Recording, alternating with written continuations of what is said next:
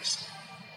Like his peers, he was interested in mathematics, physics, astronomy, and philosophy. He was one of the first mathematical physicists.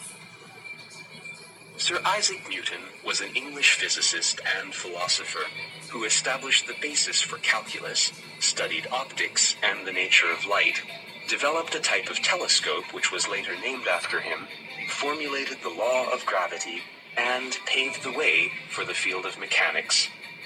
Even today, he is regarded as one of the most influential physicists and mathematicians, as well as one of the founders of modern science.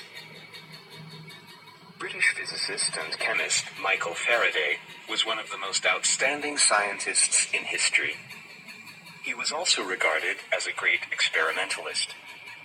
Specializing in electricity, he contributed enormously to the development of electromagnetism and electrochemistry. James